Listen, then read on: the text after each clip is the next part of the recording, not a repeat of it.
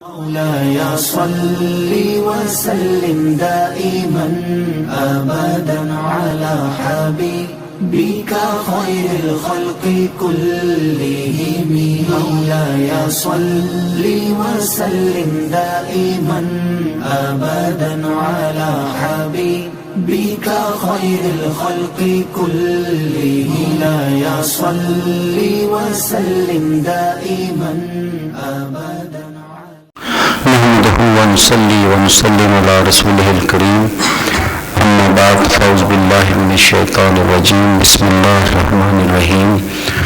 ان الذين قالوا ربنا الله ثم استقاموا تتنزل عليهم الملائكة الا تخافوا ولا تحزنوا وابشروا بالجنة التي كنتم توعدون نحن اولياؤكم في الحياة الدنيا وفي الآخرة وَلَكُمْ فِيهَا مَا تَشْتَهِي أَنفُسُكُمْ وَلَكُمْ فِيهَا مَا تَدَّعُونَ نُزُلٌ مِّن غَفُورٍ رَّحِيمٍ.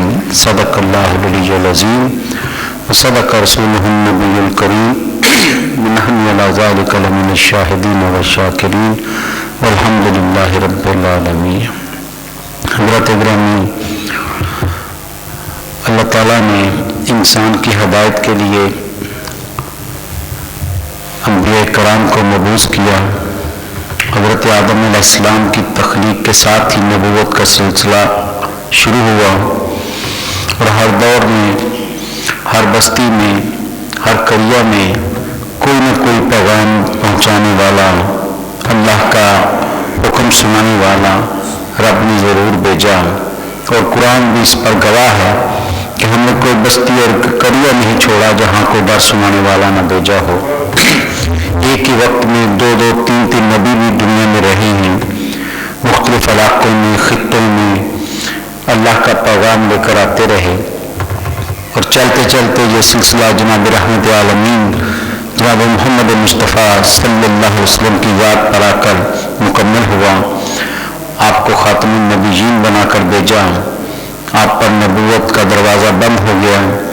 اب کسی نبی اور رسول کے آنے کی حاجت نہیں رہی، کوئی ضرورت نہیں رہی کہ نبوت کا کام جو ہے وہ مکمل ہو گیا ہے. جو پیغام انسان کو دینا تھا وہ نبی صلی اللہ علیہ وسلم جامع پیغام دے گئے. اب پہنچانا کیسے ہے؟ قیامت تک کیسے یہ پیغام پہنچے گا؟ پہلے نبی آتے تھے، ایک گیا تو دوسرا اس کی جگہ پیغام لے کر آ جاتا تھا. اب نبی تو کوئی نہیں آئے گا، لیکن نبی صلی اللہ علیہ وسلم کی امت میں سے ایسے لوگ، ایسے افراد پیدا کیے گئے، ایسے لوگوں کا انتخاب کیا گیا جنہوں نے ہر دور میں اللہ کے پیغام کو آگے پہنچایا ہے. اللہ کے دین کو سینے سے لگا کر گھروں سے نکلے اور دنیا تک اس پیغام کو پہنچایا. اور یہ سلسلہ قیامت تک جاری رہے گا. ان میں علماء کرام ہیں، صوفیاء کرام ہیں، مشائخ اعظام ہیں. یہ سارے وہ لوگ ہیں بزرگ جنہوں نے دین کو سیکھا، سمجھا، عمل کیا اور پھر رب کے دین کو پہنچانے میں اپنا فریضہ انجام دیا. تو یہ دین جو آج ہم تک پہنچا ہے یہ انہی بزرگوں کا فیض ہے، ان کی محنتوں کا ثمر ہے کہ انہوں نے دین ہم تک پہنچانے کے لیے اپنی زندگیاں وقف کی ہیں. قرآن مجید جہاں اپنی نبیوں کا ذکر کرتا ہے، انبیاء کرام کی عظمتوں کا حوالہ دیتا ہے، وہاں نبی صلی اللہ علیہ وسلم کے صحابہ کی عظمتیں بھی بیان کرتا ہے. اور کیا شان ہے ان لوگوں کی جو میرے نبی کے دین کو سینے سے لگا کر دنیا تک پہنچاتے ہیں. اللہ ان اولیاء کی صفات بھی بیان کرتا ہے.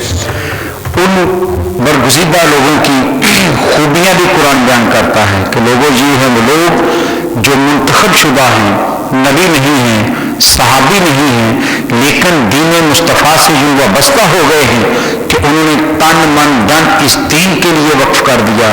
تو آؤ ہم ان کی خصوصیات تمہیں بتاتے ہیں.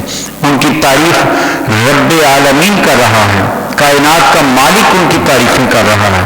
اور قرآن میں جس کا ذکر آ جائے قیامت تک وہ ذکر زندہ ہو جاتا ہے، وہ وجود زندہ ہو جاتے ہیں. تو کتنے بڑے ہیں وہ لوگ جو دین کے لیے اپنی زندگیاں وقف کرتے ہیں. وہ علماء کرام، وہ صوفیاء کرام، وہ اولیاء اللہ، یہ سارے وہ لوگ ہیں جن کو قرآن جن کی شان بیان کرتا ہے اور ان کی خصوصیات بیان کرتا ہے کہ ان کے اندر کیا کچھ ہے اور ہم ان کو کیا انعامات دیتے ہیں. کیونکہ یہ مہینہ پیران پیر شیخ عبد القادر جیلانی علیہ رحمہ کے نام سے موسوم ہے. آپ کے ایام ہیں، ہر جگہ آپ کا تذکرہ ہو رہا ہے، آپ کی عظمتوں کا اعتراف ہوتا ہے، آپ کی شان کا اظہار کیا جاتا ہے. تو خواہش یہی تھی کہ ہم بھی اپنا حصہ اس میں ضرور ڈالیں کہ ثناخانوں میں آ جائیں. لیکن قرآن مجید کی زبان سے ولی کسے کہتے ہیں، یہ مقام ملتا کیسے ہے، یہ کیا بیٹھے بیٹھے چیز مل جاتی ہے، کیا اس کے لیے محنت نہیں کرنی پڑتی، کیا اس کے لیے انسان کو اپنے گھر بار کو چھوڑنا نہیں پڑتا ہے، کیا محنت صرف نہیں ہوتی ہے، کیا یہ کوئی خود ساختہ سی چیز ہے کہ بیٹھے بیٹھے ولی بن جاتا ہے یا دعویٰ کر دیتا ہے. قرآن کہتا ہے ایسے نہیں ہوتا ہے. قرب الہی کے لیے کیا کچھ کرنا پڑتا ہے، قرآن ان کی وہ انداز بیان کر رہا ہے کہ لوگوں رب کے بننے کے لیے تمہیں محنت کتنی کرنی پڑتی. ایک ولی جو ولی کامل جسے ہم کہتے ہیں، جو اس مقام پر پہنچتا ہے، پیران پیر شیخ عبد القادر جیلانی علیہ رحمہ کی ذات ہی دیکھ لیں. ان کی زندگی کا ہم بعد والا حصہ تو دیکھتے ہیں جب وہ ایک مشہور ولی کے طور پر سامنے آئے، لیکن جو پیچھے ان کی ریاضتیں، ان کی محنتیں اور ان کی لگن جو پیچھے ہے اس کو ہم نظر انداز کر دیتے ہیں. یہ ایک دن میں ولی نہیں بنتا ہے، یہ دن رات کی محنت اور لگن کے ساتھ اللہ کی عبادت اور ریاضت سے یہ مقام ملتا ہے، ویسے نہیں ملتا ہے. جو شخص ولی کے معنی قریبی کے ہوتے ہیں، دوست کے بھی ہوتے ہیں، مددگار کے بھی ہیں، لیکن جب اللہ کا ولی کہا جاتا ہے تو اس سے مراد جو اللہ کا قرب حاصل کر لیتے ہیں، قرب الہی میں چلے جاتے ہیں. اور قرب الہی حضرات گرامی ایسے نہیں ملتا ہے. میرے نبی صلی اللہ علیہ وسلم سے پوچھا گیا کہ یا رسول اللہ صلی اللہ علیہ وسلم، بندہ رب کے قریب کب ہوتا ہے، قرب کب ملتا ہے رب کا؟ تو آپ نے برملا کہا، فرمایا جب بندہ حالت سجدہ میں ہوتا ہے، قرب الہی کا لمحہ ہوتا ہے. ایک بات واضح کر دی کہ ولایت کی منزلیں وہی طے کر سکتا ہے جسے سجدوں کی لذت ملتی ہے. جسے سجدوں کی لذت نہیں ملتی وہ ولی نہیں ہو سکتا. وہ جو چاہے دعویٰ کرتا رہے، جو سجدوں سے بے نیاز ہے وہ ولی نہیں، وہ ولی کے نام پر دھوکہ دے رہا ہے. ولی وہ ہوتا ہے جسے ساری رات سجدوں میں سر جھکائے رکھتا ہے. بلکہ علماء تو لکھتے ہیں 5 وقت کی نماز تو سب پر فرض ہے، ہر ایک پر فرض ہے، جو بلوغت کو پہنچا اس پر فرض ہے. فرائض سارے ادا کرنے ہیں، جو بھی ایمان میں آ جاتا ہے اس پر سارے ارکان لازم ہیں. پھر ولی میں کیا کمال ہے؟ وہ کہتے ہیں ولی صرف فرائض سے ولی نہیں بنتا، وہ فرائض کو سارے ادا کرتے ہیں. ولی وہ ہوتا ہے جو رات ساری رب کے حضور گزار دیتا ہے، جس کے معاملات بھی رب کے تحت گزرتے ہیں، جس کی زندگی کا لمحہ لمحہ اپنے رب کی یاد میں گزرتا ہے. ہم کہہ دیتے ہیں لفظ کے بڑا متقی ہے، یہ لفظ کہنا بڑا آسان ہے تقویٰ، لیکن اس تقویٰ کے پیچھے ریاضت اور اس کے پیچھے کتنی محنت ہے. کہیں پوچھئے حضرت عمر خطاب رضی اللہ تعالیٰ عنہ سے. حضرت عمر نے حضرت کعب سے پوچھا کہ اے کعب، تقویٰ کسے کہتے ہیں؟ کون ہے جو تقوی کی منزل طے کر کے متقی بنتا ہے؟ حضرت کعب نے کہا اے عمر، کیا کبھی خاردار جاڑیوں کے راستے سے نہیں گزرے؟ حضرت عمر نے کہا بے شمار دفعہ گزری ہیں، عرب صحرا میں جاڑیاں ہی جاڑیاں ہیں. کہا کیسے گزرتے ہو؟ کہا جب بھی گزرتا ہوں اپنا لباس سمیٹ لیتا ہوں، ادھر سے کانٹے سے بچاتا ہوں، ادھر سے کانٹے سے بچاتا ہوں کہ لباس ادھر نہ الجھ جائے، ادھر نہ الجھ جائے، ادھر سے تار تار نہ ہو جائے، سمٹ کر گزرتا ہوں کہ لباس داغدار نہ ہو. حضرت کعب کہنے لگے عمر یہی تقویٰ ہے. زندگی کے اس دنیا میں اس جگہ شیطنت کے، بدی کے، گناہ کی جاڑیاں بکھری پڑی ہیں، ان کے درمیان سے جو اپنے بدن کو صاف لے جاتا ہے وہی متقی ہوتا ہے، وہ تقوی شعار ہوتا ہے. وہ اسے کہا جا سکتا ہے کہ یہ اس کے دل میں خوف خدا ہے. اور یہ ذہن میں رکھیے، تقوی کوئی وقتی کیفیت کا نام نہیں ہے. تقوی ہمہ وقت انسان پر طاری رہنے والی کیفیت، مستقل کیفیت کا نام ہے. وہ خوشی میں ہو یا غمی میں ہو، وہ دولت میں کھیلتا ہو، وہ غربت میں کھیل رہا ہو، وہ صحت میں ہو، بیماری میں ہو، وہ تخت پر ہو یا زمین پر ہو، کسی بھی حالت میں ہو خوف خدا اس سے دور نہیں ہوتا. رب ہمیشہ اسے یاد رہتا ہے، وہ اپنی ذات کا معاملہ کرے یا اپنے احباب کا معاملہ کرے، وہ ذات کے لیے کوئی چیز خریدے یا احباب کے لیے چیز خریدے، وہ کوئی بھی معاملہ کر رہا ہو ذاتی ہو یا اجتماعی، وہ ہر معاملے میں رب کے حکم کو سامنے رکھتا، اسے متقی کہا جاتا ہے. تو رب کہتا ہے یہ منزل ملتی کیسے ہے؟ کہا اس کا ایک طریقہ، ایک اصول ہم تمہیں بتاتے ہیں. قرآن کہتا ہے ان الذین قالوا ربنا اللہ، ان الذین تاکید کے ساتھ شروع کیا، بے شک الذین وہ لوگ جو قالوا جو کہتے ہیں ربنا اللہ، اللہ ہمارا رب ہے، رب کو اپنا اس کو اللہ مانتے ہیں. ربنا اللہ، اللہ ہمارا رب ہے، وہی پالنے والا ہے، جو اللہ ہے وہی سب کچھ ہے. صرف دعویٰ نہیں کرتے، یہ سبھی کہتے ہیں، سب کہتے ہیں کہ میں اللہ کو مانتا ہوں. جس سے بھی پوچھ لیں وہ کہتے ہیں میں اللہ کا ماننے والا ہوں. زبان سے دعوے سبھی کرتے ہیں، لیکن قرب الہی ملتا زبان کے دعوے سے نہیں ہے. قرآن کہتے ہیں صرف فقط کہنے سے کمال نہیں ہوگا، کیا کرنا پڑے گا؟ قرآن کہتا ہے ثم استقاموا، جو کہے اللہ میرا رب ہے پھر اس پر ڈٹ جائے، ثابت قدم ہو جائے، مستقیم اس پر ہو جائے، مضبوط اس پر ہو جائے، پھر زندگی کا کوئی بھی لمحہ آ جائے وہ رب کو کے دامن کو نہ چھوڑے، ہمیشہ رب کا بن کر رہے. اس کی گردن کٹ بھی جائے تو رب کا بندہ بن کر جائے، اس پر مشکلات کے پہاڑ بھی توڑ دیے جائے، وہ کسی کی غیر کی طرف ہاتھ نہ پھیلائے بلکہ رب کی طرف ہاتھ پھیلائے. وہ ہے جو کہے کہ اللہ میرا رب ہے. اور یہ کہنا علامہ اقبال نے کہا نا زبان سے کہہ بھی دیا لا الہ تو کیا حاصل، بڑے آرام سے لا الہ الا اللہ ایک جملہ ہی تو ہے، چند لفظ ہی تو ہیں، جو بھی بولتا ہے وہ کہہ سکتا ہے لا الہ الا اللہ. لیکن اقبال کہتا ہے اس کے معنی اس کے اندر اگر اترو تو یہ آسان نہیں ہے. زبان سے کہہ بھی دیا لا الہ تو کیا حاصل، ارے دل و نگاہ جو مسلمان نہیں تو کچھ بھی نہیں. جب تک تمہارا اندر اس پر پوری طرح ثابت قدم نہیں ہوتا اس کا فائدہ نہیں ملتا. زبانی دعوے سے کام نہیں چلتا. اللہ کے ولی کی پہلی صفت یہ ہے کہ وہ اللہ کو مانتا ہے، پھر ساری زندگی ڈٹا رہتا، پھر کسی اور کی طرف نہیں دیکھتا. کچھ ہو جائے، مشکلات کے پہاڑ اس پر ٹوٹ جائیں، وہ رب کے حضور ہی حاضر رہتا ہے، وہ دنیا کی طرف نظر نہیں اٹھاتا. دنیا کی محبت اس میں نہیں ہوتی، دنیا کی لگن اس کے اندر نہیں ہوتی، دنیا کی طلب اس کے اندر نہیں ہوتی، کیونکہ جس کے اندر طلب دنیا ہو وہ ولی نہیں ہو سکتا. ولی تو وہ ہے جو دنیا کو تج دیتا ہے، چھوڑ دیتا ہے. زہد کہتے ہی اسے ہیں جو دنیا سے بے رغبت ہو جاتا ہے. زاہد بنتا ہی وہ ہے جو دنیا کی طرف دیکھتا بھی نہیں ہے، اپنے رب کی طرف دیکھتا ہے. ملے تو شکر کرتا ہے، نہ ملے پھر بھی شکر کرتا ہے. وہ ہر حال میں رب پر راضی رہتا ہے. نبی صلی اللہ علیہ وسلم صحابی نے کہا یا رسول اللہ صلی اللہ علیہ وسلم مجھے کوئی ایک بات ایسی بتائیے کہ جس کے بعد مجھے کسی سے کچھ پوچھنے کی حاجت نہ رہے. کوئی ایک بات جو زندگی کا خلاصہ ہو، پھر کسی کے پاس جا کر پوچھنے کی حاجت نہ رہے. آپ نے کیا فرمایا؟ قل آمنت باللہ، اے بندے تو کہہ میں اللہ پر ایمان لاتا ہوں، ثم استقم، پھر ڈٹ جاؤ اس پر، پھر اس پر ڈٹ جاؤ. اللہ پر ایمان لانے کے بعد ثابت قدم ہو جاؤ، پھر کسی اور کی طرف ہاتھ نہ پھیلے، پھر کسی اور کی طرف مدد کے لیے ہاتھ نہ اٹھے، کسی اور کی طرف نظریں نہ جائیں کہ فلاں میری مدد کے لیے آئے گا. پھر رب پر یقین رکھو.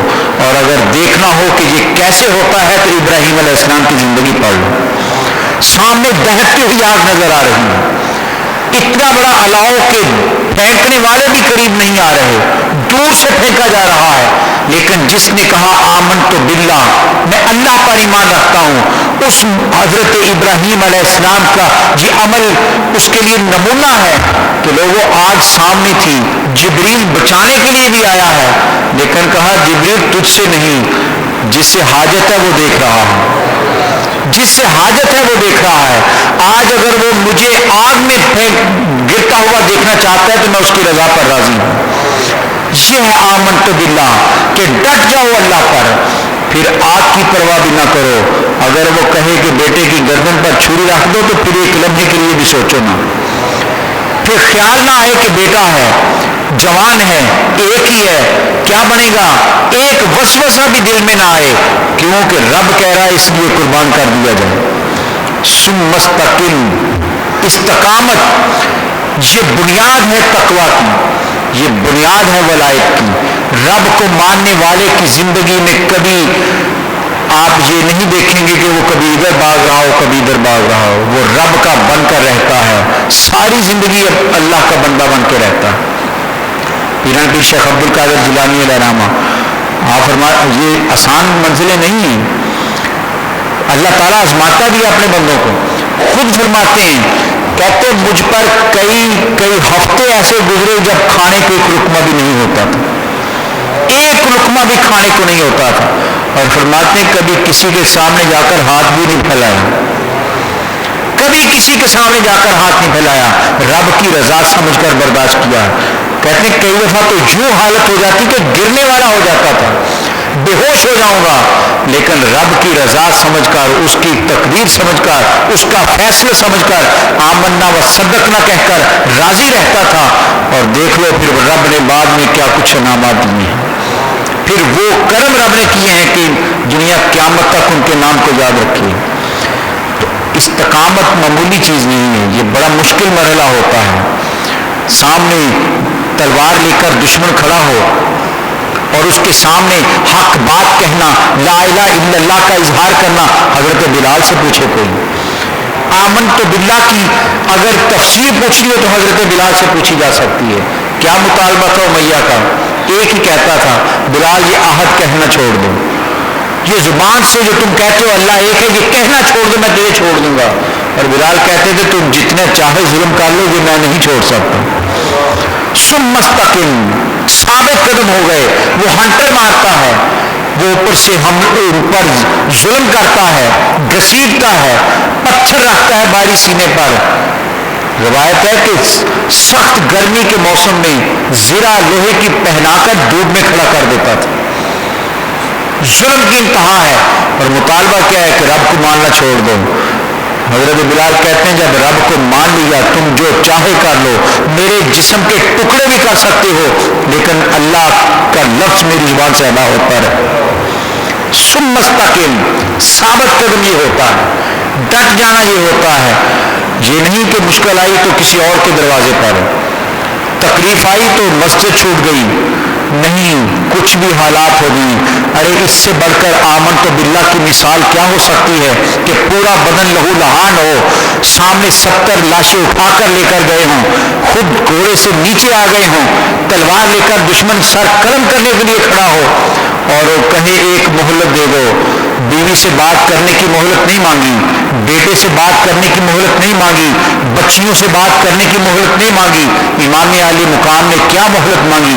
آمن تو باللہ کی تفسیر یہ ہے کہ مجھے اس رب کے سامنے سجدہ ریز ہو لینے دو, سجدہ اس کو کر لینے دو, کیونکہ رب کہتا ہے جو رب کو مان لے ثابت قدم ہو جائے, ڈٹ جائے اس پر, تقدیر پھر اسے اس پر ناز کرتی ہے. پھر وہ شخص کٹ بھی جائے تو مرتا نہیں ہے, تم ٹکڑے بھی کر دو تو وہ شخص ختم نہیں ہوتا ہے, اس کی زندگی جاویداں ہو جاتی ہے, وہ قیامت تک کے لیے امر ہو جاتا ہے. دنیا کچھ بھی کر لے اس کے نام کو مٹا نہیں سکتی ہے. کیا امام علی مقام کا نام مٹا سکے ہیں؟ حضرت بلال کے نام کو ختم کر سکے ہیں؟ وہ کس کس کا ذکر کیا جائے؟ سب ظلم کرنے والے اپنی سارے ہتھیار استعمال کر چکے, لیکن جن کے دل رب کی محبت میں وارفتہ ہو جاتے ہیں پھر وہ پیچھے نہیں ہٹتے ہیں, پھر وہ اللہ کہنے سے باز نہیں آتے. جتنا چاہے ان پر ظلم کرو, وہ اپنے رب کے سامنے جھکنے سے ٹلتے نہیں ہیں. اور ولی کی پہچان یہی ہے کہ وہ اللہ کا بندہ بن کے رہتا ہے, پوری زندگی اس کا بندہ بن کے رہتا ہے. یہ بات ہمیں محترم نے بھی اللہ تعالیٰ ہزار رحمتیں ان کی قبر پر نازل فرمائیں, بڑی دفعہ یہ روایت آپ کے سامنے رکھی. آپ بخوبی ایک سبھی اس روایت کو جانتے ہوں گے کہ بابا فرید شکر گنج علیہ رحمہ سے کسی مرید نے کہا کہ بابا صاحب میں آپ کے پاس کافی دنوں سے رکا ہوا ہوں, میں دیکھتا دیکھتا ہوں کوئی شخص آتا ہے اپنی کوئی مراد لے کر کہ بیمار ہوں، آپ دعا کرتے ہیں، میں پیچھا کرتا ہوں اس کا، وہ ٹھیک ہو جاتا ہے۔ کوئی آتا ہے کہ مشکل میں ہوں، آپ دعا کرتے ہیں، میں دیکھتا رہتا ہوں اس کا کام سنور جاتا ہے۔ یہ کہاں سے سیکھا ہے کام آپ نے؟ یہ بات کہاں سے آپ نے حاصل کی؟ تو بابا صاحب نے یہ نہیں کہا میں بڑا نمازی ہوں، بڑا عبادت کرتا ہوں، یہ عاجز لوگ ہوتے ہیں جن میں تکبر نہیں ہوتا ہے، ولی کے اندر عاجزی ہوتی ہے۔ کیا کہا بابا صاحب نے؟ تو میں سنوں 33 سال پہلے اپنے مرشد کے ہاتھ میں جب ہاتھ دیا تھا، جب بیعت کی تھی تو میرے شیخ نے مجھ سے وعدہ لیا تھا کہ فرید الدین بات سنو، جو رب کہتا ہے اس کی ماننی ہے، جو رب کہتا ہے ماننی ہے۔ تو بابا صاحب نے کہا 33 سال سے جو رب نے کہا میں مان رہا ہوں، اب وہ مہربان ہو گیا جو میں کہتا ہوں وہ مان لیتا ہوں۔ سم مستقم، اپنے آپ کو اس کا بندہ بن کر دکھاؤ، پھر ساری کائنات تمہاری ہو جاتی ہے۔ پھر وہ کہتا ہے یہ ساری چیزیں تمہاری ہیں۔ حدیث قدسی ہے، نبی صلی اللہ علیہ وسلم نے ارشاد فرمایا کہ جب بندہ عبادت ریاضت سے قرب الہی حاصل کر لیتا ہے تو رب کہتا ہے وہ جو میرا قرب حاصل کر لیتا ہے پھر وہ عام بندہ نہیں رہتا، بظاہر تمہیں وہی نظر آتا ہے، لیکن رب کہتا ہے لوگوں سنو، جن آنکھوں سے وہ دیکھتا ہے ان کی روشنائی میں بن جاتا ہوں، جن ہاتھوں سے وہ پکڑتا ہے ان کی قوت میں بن جاتا ہوں، جن پاؤں سے قدم سے چلتا ہے اس کی قوت میں بن جاتا ہوں، اس کے اندر میری قوتیں آ جاتی ہیں۔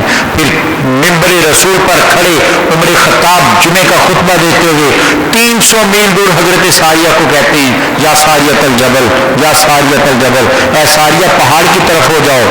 لوگ حیران ہوتے ہیں، جمعہ کے بعد کہتے ہیں عمر خطاب یہ کیا بات، ساریہ تو 300 میل دور جنگ کے لیے گئے ہیں، آپ کہاں یاد کر رہے ہیں؟ تو فرمایا میں نے خطبہ دیتے دیتے نظر اٹھائی تو دشمن پہاڑ کے پیچھے سے حملہ کرنے لگا تھا، تو میں نے ساریہ کو آگاہ کر دیا۔ لوگوں نے کہا اچھا، وقت اور دن یاد رکھا کہ ساریہ آئیں گے تو پوچھیں گے۔ حضرت ساریہ فتح یاب ہو کر لوٹے، لوگوں نے پوچھا ساریہ کوئی خاص بات؟ کہنے کہ کوئی خاص نہیں، کہا پھر بھی کوئی خاص بات؟ سوچنے لگے، کہنے کہ ہاں جمعے کا وقت تھا، جنگ بہت عروج پر تھی، دشمن پہاڑ کے پیچھے سے حملہ کرنے کی سازش کر رہا تھا کہ حضرت عمر کی آواز میرے کان میں آئی کہ ساریہ پہاڑ کو دیکھو۔ پھر رب کہتے ہیں اس کی دیکھنے کی طاقت میں بن جاتا ہوں، یہ فاصلے مٹ جاتے ہیں کیونکہ رب کی قوتیں اس میں آ جاتی ہیں۔ یہ کس میں آتی ہیں؟ جو قرب الہی حاصل کر لیتا ہے، جو رب کا بندہ بن جاتا ہے۔ رب کا بندہ دعویٰ کرنا بہت آسان ہے، رب کا بن کے رہنا سب سے مشکل کام ہے، اس کا بن کے دکھانا مشکل کام ہے، اور جو اس میں کامیاب ہو جاتے ہیں، قرآن کہتا ہے ان الذین قالوا ربنا اللہ ثم استقاموا، بے شک وہ لوگ جو کہتے ہیں اللہ ہمارا رب ہے پھر اس پر ڈٹ جاتے ہیں، تو کیا ہوتا ہے؟ اب رب فرما رہا ہے تتنزل علیہم الملائکہ، لوگوں وہ عام لوگ نہیں رہتے، پھر اللہ کی رحمت کے فرشتے ان پر اترتے ہیں۔ تتنزل علیہم الملائکہ، رحمت کے فرشتے ان پر اترتے ہیں۔ کیا کہتے ہیں وہ؟ پیغام کیا لے کر آتے ہیں؟ کیا ان کو خوشخبری سناتے ہیں؟ وہ آ کر انہیں کہتے ہیں اللہ تخافوا ولا تحزنوا، وہ آ کر کہتے ہیں کہ لوگ اے اللہ کے قرب حاصل کرنے والوں، استقامت دکھانے والوں، تمہیں نہ کوئی خوف اور نہ کوئی ملال، ہر غم سے تمہیں بے نیاز کر دیا، ہر خوف سے تمہیں بے نیاز کر دیا ہے، کسی قسم کا خوف تمہیں نہیں۔ اور علماء کہتے ہیں کہ خوف کس طرح کا ہوتا ہے؟ اپنی ذات کا بھی ہوتا ہے، اپنی اولاد کا بھی ہوتا ہے، اپنے آپ کا بھی ہوتا ہے، اپنے مال کا بھی ہوتا ہے، ساری روایات اپنی جگہ، لیکن علماء کہتے ہیں اس سے بڑھ کر یہ کہ بندے ساری دنیا ایمان رکھتی ہے کہ موت آئے گی مر جاؤں گا، لیکن مرنا کوئی نہیں چاہتا کیونکہ قبر کا خوف اسے مرنے سے روکتا ہے، وہ ڈر اسے مرنے سے روکتا ہے، لیکن جو اللہ کا بندہ ہوتا ہے اس میں خوف نہیں ہوتا، وہ مرنے سے ڈرتا نہیں ہے، اسے قبر کے خوف سے بے نیاز کر دیا جاتا ہے، وہ بے خوف قبر میں جاتا ہے کہ رب کا بندہ بن کے جا رہا ہوں، اس لیے قبر کے خوف سے اسے کوئی ڈرا نہیں سکتا، اس لیے تو ان کی قبریں بھی زندہ ہو جاتی ہیں، زندہ ہیں یا نہیں ہیں؟ جو اللہ کے بندے بن کر رہتے ہیں ان کا خوف رب یوں دور کر دیتا ہے کہ ان کی قبروں پر بھی جا کر لوگوں کو سکون ملتا ہے، ان کی قبروں پر راحت ملتی ہے، سکون ملتا ہے۔ بے چین لوگ ان کی قبر پر جاتے ہیں، بے قرار لوگ ان کی قبر پر جاتے ہیں، مجبور لوگ ان کی قبر پر جاتے ہیں۔ کیا تسلی نہیں ملتی داتا صاحب کے پاس جا کر؟ کیا ان کے قدموں میں بیٹھ کر اندر سکون نہیں اترتا ہے؟ وہ تو قبر میں چلے گئے، ارے ایسے اللہ کے بندے کہ ان کی قبریں بھی لوگوں کو راحت دے رہی ہیں، ان کی قبریں بھی لوگوں کو سکون دے رہی ہیں۔ تو قرآن کہتے ہیں اللہ تخافوا ولا تحزنوا، انہیں کوئی خوف اور ملال نہیں ہوگا۔ وابشروا بالجنۃ التي كنتم توعدون، اور وہ انہیں بشارت دے رہے ہیں، خوشخبری دیتے ہیں انہیں کہ جس جنت کی تم سے وعدے کیے گئے تھے اس کی بشارت ہو، جس کا وعدہ کیا گیا تھا، تمہیں دنیا میں کہا گیا تھا یہ کام کرو گے جنت ملے گی، تو فرشتہ آ کر انہیں بشارت دے رہا ہے۔ اور علماء لکھتے ہیں یہ صرف مرنے کے بعد ہی فرشتہ نہیں آ کر ان کو خوشخبری دیتا، زندگی میں بھی اللہ والوں کے پاس فرشتے آ کر پیغام دیتے ہیں۔ کہتے زندگی میں بھی فرشتے اتر کر انہیں رب کا پیغام دیتے ہیں، اور بہت سے اس مقام پر ہوتے ہیں جو فرشتوں کی گفتگو سن لیتے ہیں، جو ان کے مدارج ہیں کہ جو اس مقام پر ہوتے ہیں وہ ان کی گفتگو سنتے ہیں، وہ ان سے ہم کلام بھی ہو جاتے ہیں۔ تو رب کہتا ہے یہ جو رب کا بندہ بن کر رہتا ہے اس کو یہ اللہ کے فرشتے جنت کی بشارتیں دیتے ہیں۔ پیران پیر شیخ عبد القادر جیلانی اللہ رحمہ کی زندگی پڑھیے، پوری زندگی رب کے بندے بن کر رہنے کی زندگی، کبھی کسی غیر کی طرف ہاتھ نہیں پھیلایا، مشکل سے مشکل حالات بھی آئے لیکن دین کی خاطر، اس اللہ کے پیغام کی خاطر سب کچھ برداشت کیا ہے، مشکلات کا سامنا بھی کیا، لیکن رب پر جو توکل اور یقین تھا اس میں کبھی کوئی کمی نہیں آئی ہے۔ پھر جا کر یہ مقام ملا ہے، پھر جا کر اس مقام پر پہنچے ہیں۔ 91 سال کی عمر ہے پیران پیر شیخ عبد القادر جیلانی رحمہ کی، 470 ہجری میں پیدا ہوئے، 561 ہجری میں وفات پائی ہے، 91 سال کی عمر ہے۔ 18 سال کی عمر میں بغداد آ گئے، اور قربان جائیں والدہ پر جب روانہ کیا تو ایک جملہ کہا تھا کہ بیٹا تیرے شوق کی خاطر راستے میں رکاوٹ نہیں بنوں گی، تجھے اللہ کے حوالے کرتی ہوں، لیکن اس یقین کے ساتھ کہ اب تیری اور میری ملاقات جنت میں ہوگی۔ ماں کا اعتماد دیکھیے، ماں کس مقام پر کھڑی ہے کہ کہہ رہی کہ جنت میں تیری اور میری ملاقات ہوگی، کیونکہ ماں کو یقین ہے کہ جس کام کے لیے بیٹا جا رہا ہے وہ اسے جنت لے کر جائے گا، جس کام پر، جس مشن پر بیٹے کو بھیج رہی ہوں اس مشن کا راستہ جنت کا راستہ ہے۔ کیونکہ نبی صلی اللہ علیہ وسلم کی حدیث ہے، آپ نے فرمایا جب کوئی علم کے حصول کے لیے گھر سے نکلتا ہے، یہ تمام احباب توجہ سے سنیں سرکار کا فرمان، فرمایا جو علم کے حصول کے لیے گھر سے نکلتا ہے، فرمایا اللہ جنت کے راستوں میں سے ایک راستے پر ڈال دیتا ہے، جنت کے راستوں میں سے ایک راستے پر جو علم کے حصول کے لیے نکلتا ہے۔ یہ کوئی چھوٹا کام نہیں ہے علم کا حصول، سرکار فرمائے جنت کے راستوں میں سے ایک راستے پر رب اسے ڈال دیتا ہے، اور فرمایا جب وہ علم کے حصول کے لیے گھر سے نکلتا ہے تو فرمایا اللہ کے فرشتے اس کے استقبال کے لیے اپنے پر بچھاتے ہیں، یہ شان اس کو ملتی ہے جو علم کے لیے۔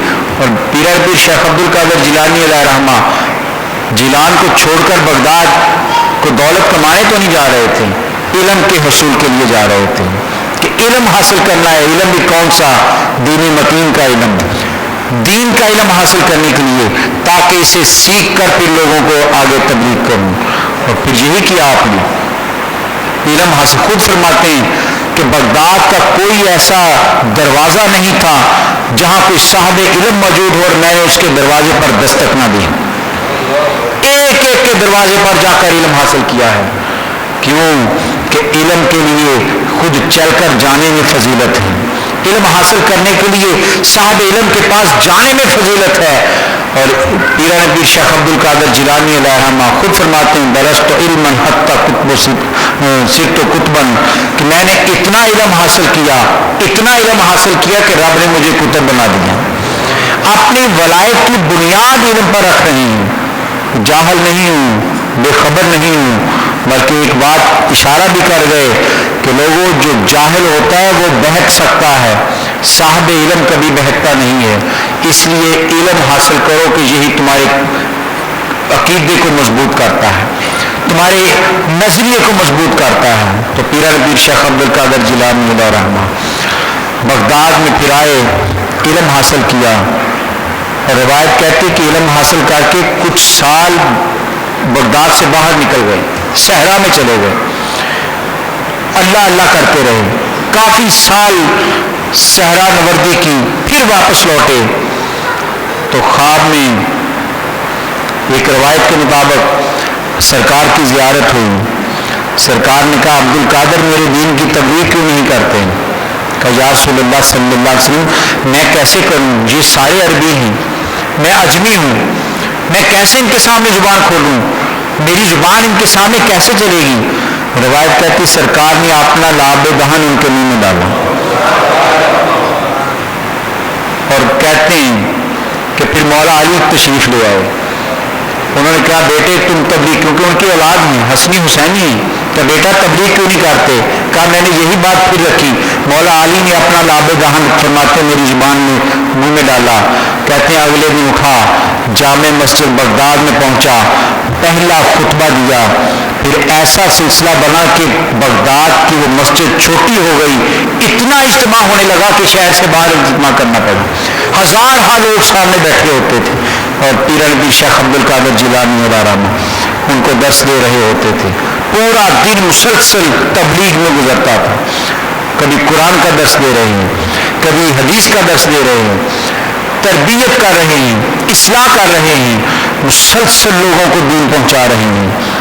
دن اسی طرح، بلکہ سیرت نگار لکھتے ہیں ان کے ہم اثر ایک بزرگ کہتے ہیں کہ مجھے جنات پر فوقیت حاصل تھی، جنات میرے قابو میں تھے، میں جب چاہتا انہیں حاضر کر لیتا۔ کہتے میں ایک دن جن کو حاضر کرنے کے لیے میں نے کچھ وظیفہ کیا تو کوئی جواب نہ آیا، مجھے بڑی حیرت ہوئی، میں نے پھر کیا، کافی دیر لگا رہا، کافی دیر کے بعد جن حاضر ہوا تو میں نے کہا کہاں تھے تم اتنی دیر لگائی، پہلے تو کبھی دیر نہیں لگائی؟ تو کہنے لگا حضرت آپ کو خبر نہیں ہے، ہم سب اس وقت پیران پیر شیخ عبد القادر جیلانی کے درس میں شامل ہوتے ہیں۔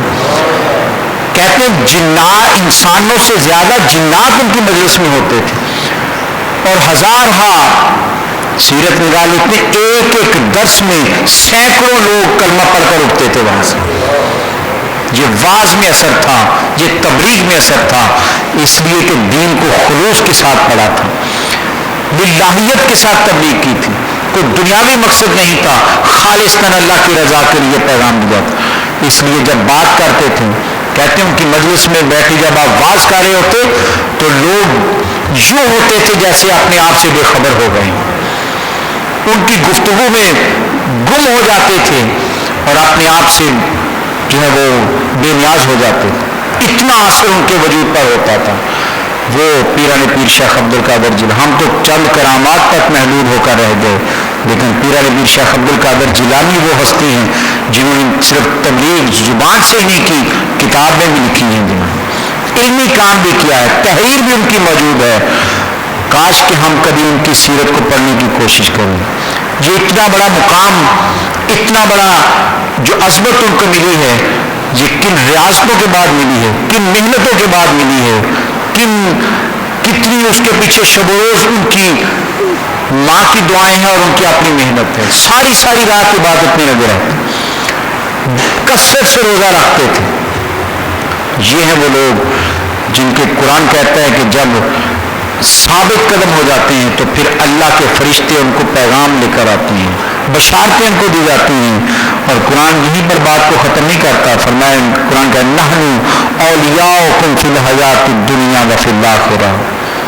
حضرات گرامی یہ جملہ قرآن مجید کا اسے ذرا لطف لیجئے گا کہ اللہ کے ولی اور اللہ کا قرب لینے والوں کو رب کیا فرما رہا ہے، فرمایا نحن اولیاؤکم فی الحیات الدنیا و فی الآخرہ، ہم ان کے دنیا اور آخرت میں دوست ہیں، ہم ان کے دوست ہیں، نحن اولیاؤکم، ہم ان کے ولی ہیں، ہم ان کے قریبی ہیں، ہم ان کے دوست ہیں، کہاں؟ دنیا کی زندگی میں بھی اور آخرت کی زندگی میں بھی۔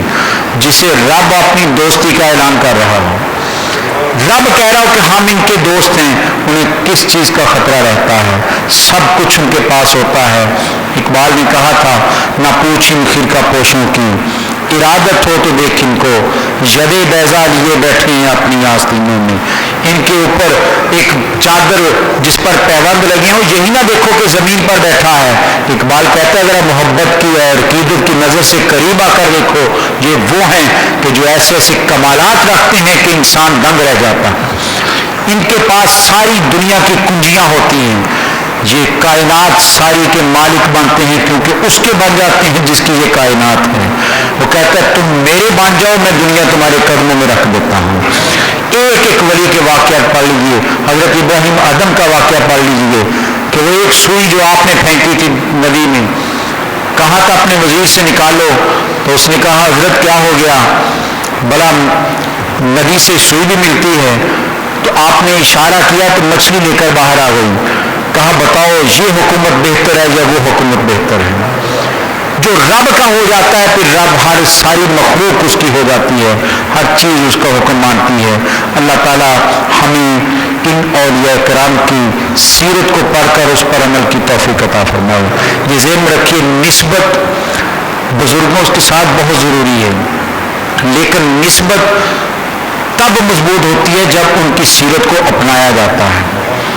صرف دعوے کرنے سے نسبت نہیں بنتی.